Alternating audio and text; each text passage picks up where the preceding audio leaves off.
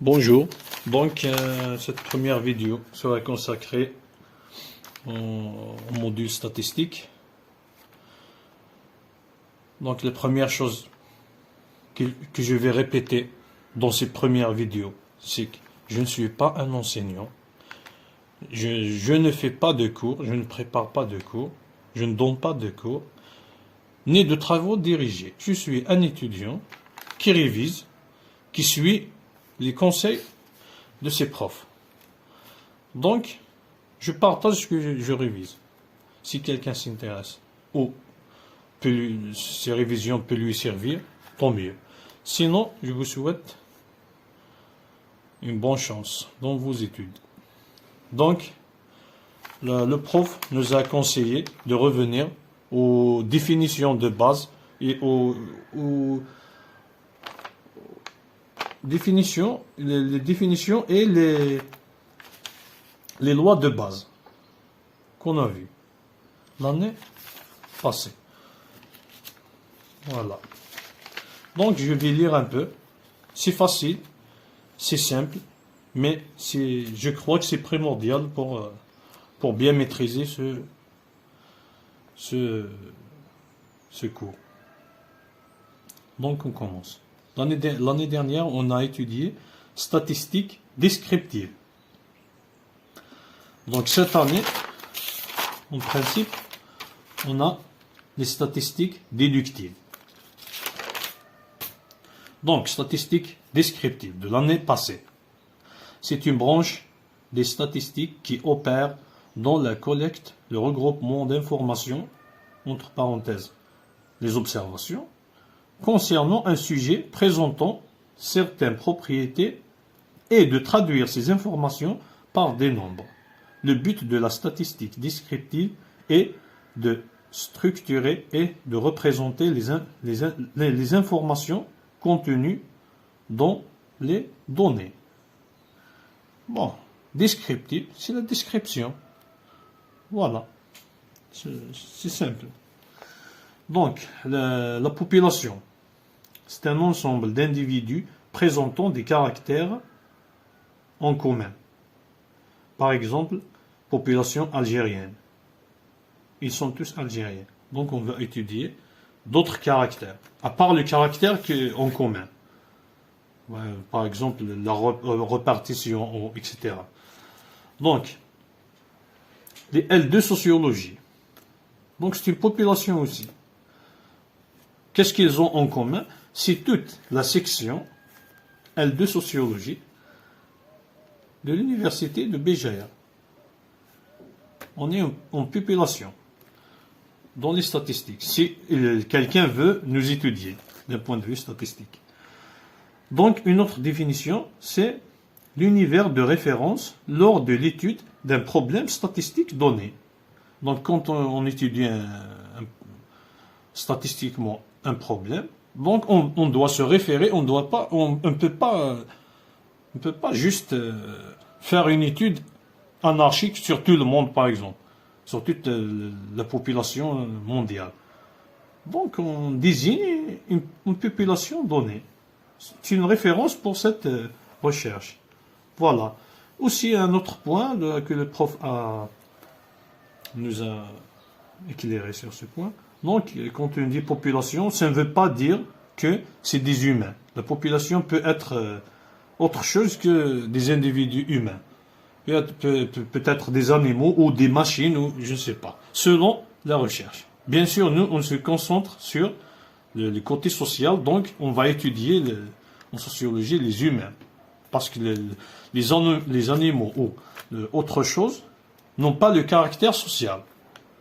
Par contre, en psychologie, ils peuvent étudier les animaux. Le côté psychologique des animaux fait partie de leur champ d'étude. Voilà.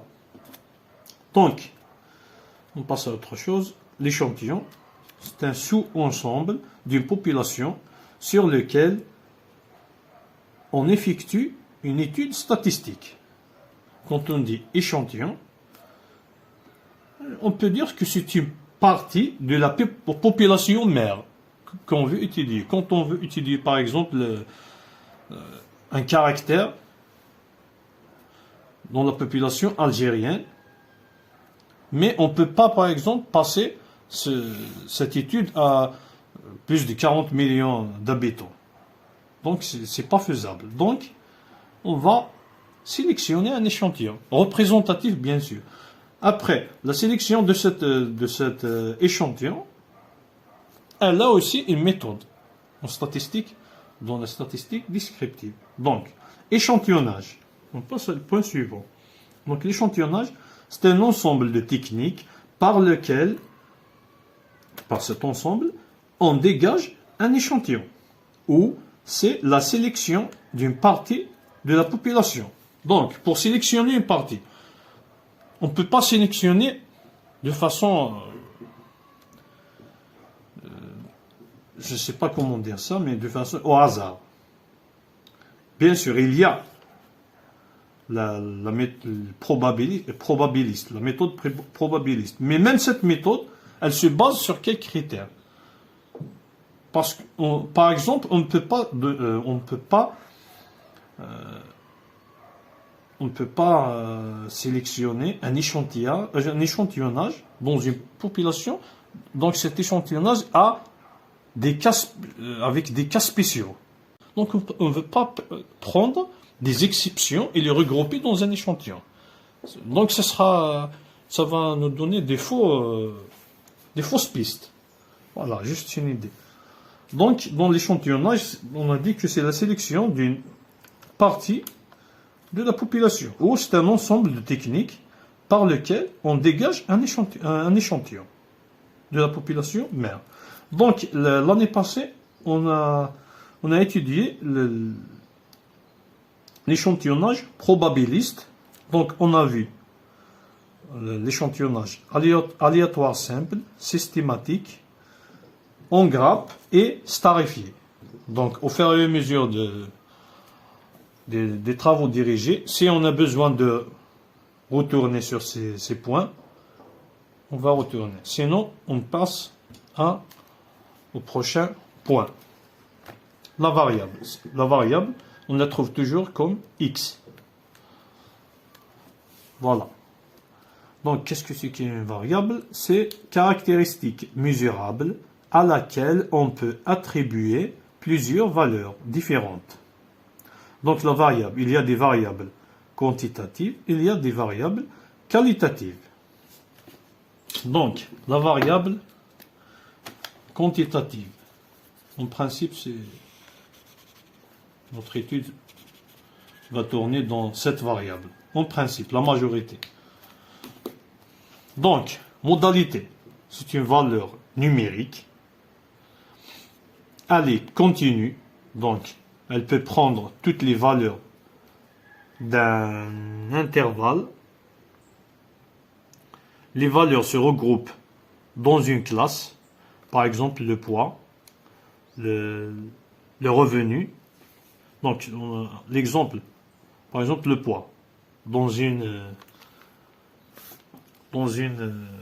variable quantitative. Donc on peut dire 60 kg, 65 kg, 67, 80, 90, 100, 110, 40, 43.